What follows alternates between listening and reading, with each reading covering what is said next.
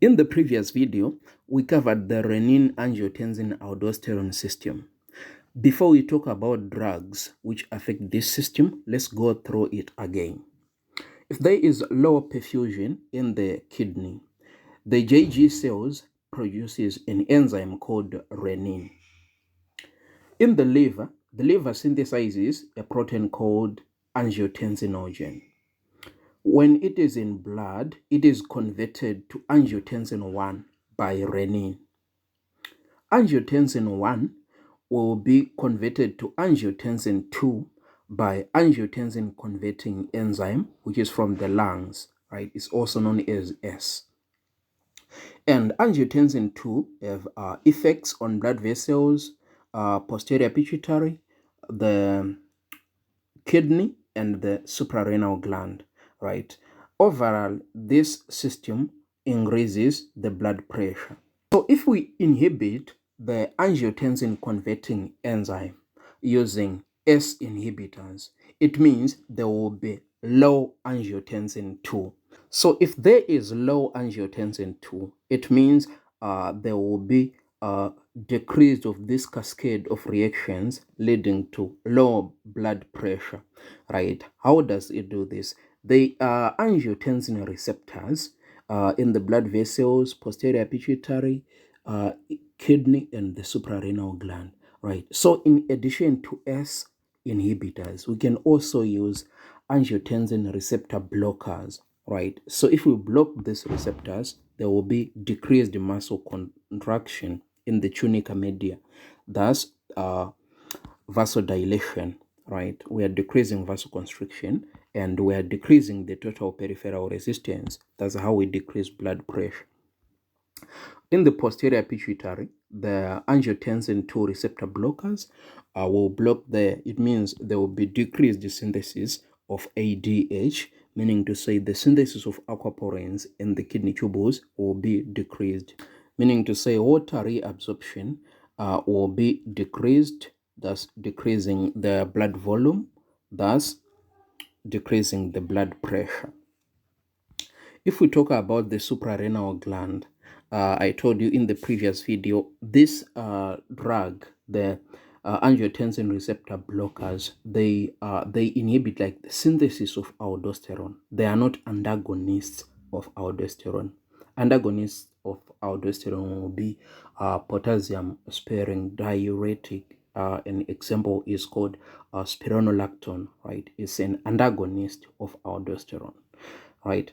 So in the presence of angiotensin receptor blocker, there will be low synthesis of aldosterone. It means sodium reabsorption will be low. And I said water always follows. That's why water reabsorption will be decreased and blood volume decreased, blood pressure decreased, right? In addition to that, in this case, the loss of potassium in the urine will be decreased. It means we have the opposite of this. In the blood, we have hyperkalemia, right? We have hyperkalemia, right? So let's look at the drugs, right? Starting with S inhibitors, right? These include benazepril, lisinopril, enalapril, captopril. Right? These are some of the drugs, and look at this prefix. They end with pril.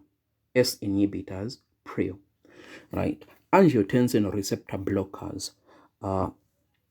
They include valsartan, losartan, candesartan, telmisartan. Right? This is actually a new drug. Right? So these are drugs, S inhibitors and ARBs. They are indicated firstly because we just explained how they reduce blood pressure, right? So they are used mainly in hypertension, but they are also used in myocardial infarction, right? So post-MA are reducing cardiac remodeling, and also in heart failure. S inhibitors in particular, they reduce proteinuria, right? So they are used in nephrotic syndromes where there will be a lot of proteins in the urine, for example, in diabetic nephropathy, right? So let's talk about the side effects, right? So if you look here, the first side effect is hyperkalemia, right? I told you there will be decreased potassium in urine. It means there is increased potassium in blood, that's hyperkalemia. The second one is hypotension, of course, because we just talk about how these drugs reduce blood pressure, right? Hypotension and hyperkalemia, right? The next one is coughing, right? Coughing will be the most important side effect of S inhibitors, right? How does that happen? You need to remember the kallikrein bradykinin pathway, right? So pre-kallikrein is converted to kallikrein by active vector 12, right?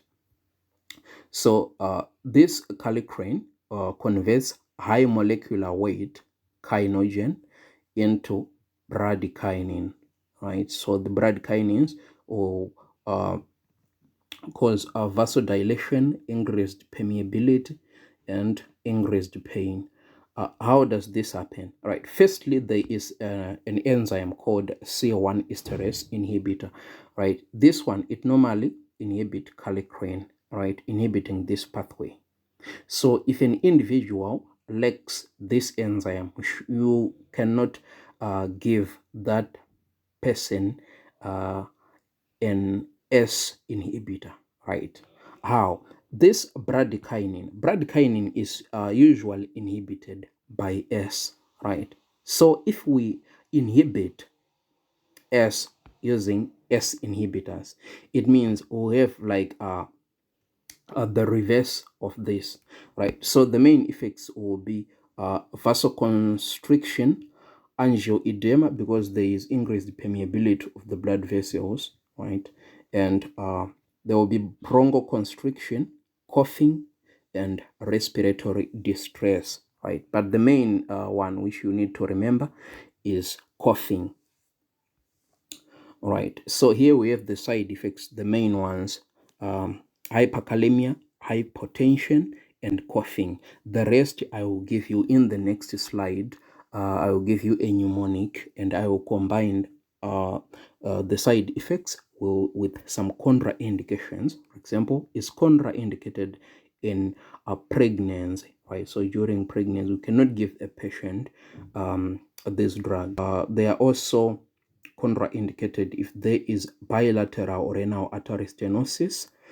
If the patient has C1 esterase deficiency, you cannot give this patient S inhibitors. You cannot give the patient these drugs, S inhibitors, if the patient has chronic kidney diseases.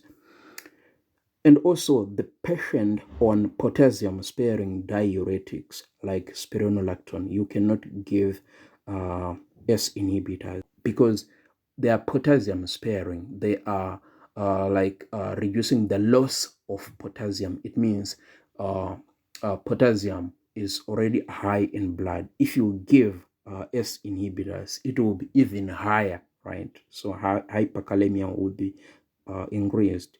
And also the patient on lithium, like those with bipolar, this drug will reduce excretion of lithium, right? Okay, so in conclusion, there is a mnemonic to remember the side effects and contraindications of S inhibitors, right? So you need to remember this drug, captopril, right? So the mnemonic is captopril. Coughing is a side effect, or C1 esterase deficiency is a contraindication. Angioedema, granulocytosis, these are side effects. Pregnancy, right? During pregnancy, these drugs cause fetal renal damage. It's a contraindication. They will cause change in test change, orthostatic hypotension, potassium increase in blood, that's hyperkalemia, renal insufficiency, itching and rash, leukopenia, or liver toxicity, right? So those are some of the side effects. Thank you so much. If you like this video, please make sure you give it a thumbs up and don't forget to subscribe.